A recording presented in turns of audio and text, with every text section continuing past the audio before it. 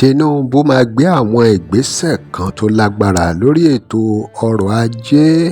Nígbà tó bá gbé ìgbésẹ̀ yìí, ó ṣeé ṣe kó jẹ́ kí àwọn nǹkan kan kó lọ sókè. Báwo ló ṣe máa ṣẹlẹ̀ gangan? Primate Ayọ̀délé ló fi ọ̀rọ̀ yìí ránṣẹ́ o.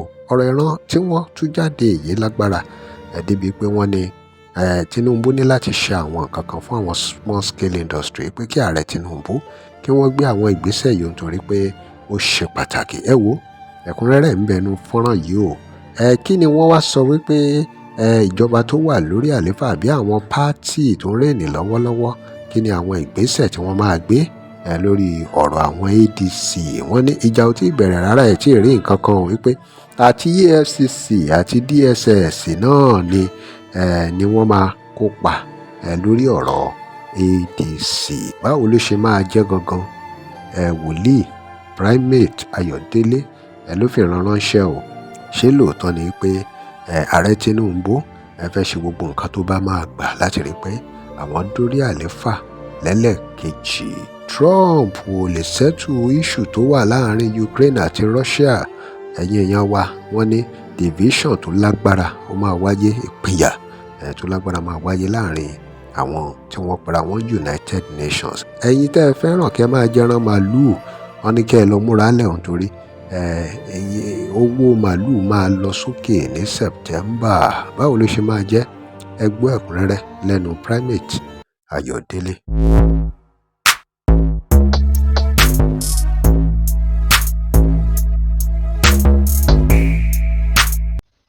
Yet, they will fight all these ADC people.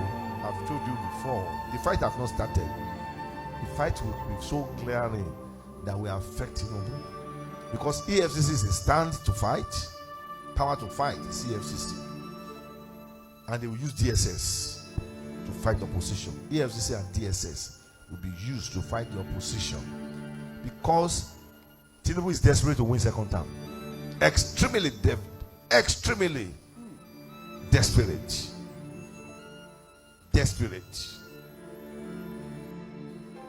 Tinubu is going to take a wrong economy policy. This wrong economic policy can affect his government.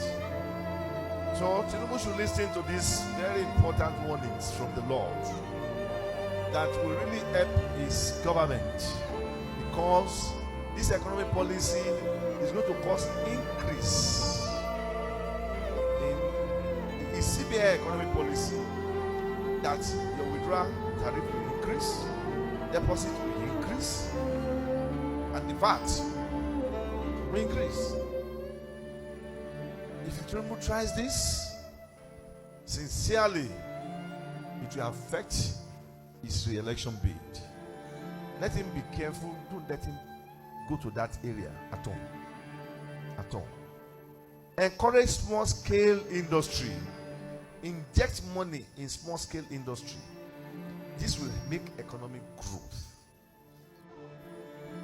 Cow is not yet increased. The price of cow by September will be very increased. Maybe cow you buy for 200,000 now, you're going to see it for 400, 450. Price of cow. You know, I said this and I will keep saying it. Trump cannot settle the issue of Ukraine and Russia. No. Any agreement, whatever they plan, I'm not seeing it. I'm not seeing them succeeding in it. We are meeting today. We are going to case fire. We are it's all politics. It's all politics. Likewise, the Palestinian state, I still repeat, is still going to cause more crisis, and it's going to divide United Nations. I see division in United Nations. I don't see one United Nations. And the Secretary General of United Nations, they will say, is very weak. And America and the Secretary General will have issues. That's why America, they will stop money funding some agencies in United Nations. Mo lè ti gbọ́ yìí, ẹ̀yin èèyàn wa, ìran ti jáde lórí ètò ọrọ̀ ajé gbogbo àwọn ìgbésẹ̀ tí ààrẹ Tinubu máa gbé, gbogbo ohun tí Trump máa ṣe, gbogbo nǹkan tó máa ṣẹlẹ̀ lórí ọ̀rọ̀ àwọn ADC, ọ̀rọ̀ rẹ̀ ẹ̀yin èèyàn báwo ló ṣe rí lọ́dọ̀ yín, kí ni ìtumọ̀ tó ní létí yín?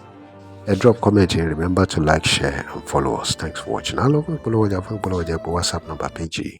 Tẹ́ ẹ bá lè rí àmì ṣe gbogbo ogun tó lóhùn ní gbọ́ tó lóhùn ní gbà lórí ayé yín, iná agbára Ọlọ́run máa jó dànù. Kí lè nǹkan tẹ́ ń là kọjá tó dàbí pé ẹ ti wá ọ̀nà àbáyọ ṣùgbọ́n tí ẹ ti rí ọ̀nà àbáyọ, ẹ ti pàdé wòlíì yín ló fà, ṣùgbọ́n arán mi sí ọ lónìí dádì, arán mi sí ọ lónìí mọ́mì. Olúwa lòun fẹ́ ṣe nǹkan ńlá nínú ayé yín. Olúwa sọ wípé gbogbo tẹ́ ń là kọjá yín òun fẹ́ fi òpin sí. Kí nìkan tẹ́ ń là kọjá lórí ìgbéyàwó ni, lórí ọmọ ni, lórí iṣẹ́ ni, níbi gbogbo ni, bóyá ogun kan ló dàbí pé ogun yẹn le, ẹ ti gbìyànjú kò tí ì sí ọ̀nà àbáyọ. Ẹ jẹ́ àjọ gbàdúrà, ẹ jẹ́ àjọ wá ojú Olúwa, kí làṣírí ogun yẹn gangan, ẹ jẹ́ àjọ wádìí lọ́wọ́ Ọlọ́run ká dẹ̀ mọ ọ̀nà àbáyọ. Ẹ̀rọ ìbánisọ̀rọ̀ tẹ́ fi pè mí fún àdúrà àti ọ̀nà àbáyọ òun náà ni +234 70 25 47 5427 +234 70 25 47 5427. Bẹ́ẹ̀ ṣe ń pè mí fún àdúrà lórúkọ Jésù ẹ máa rí ìyanu.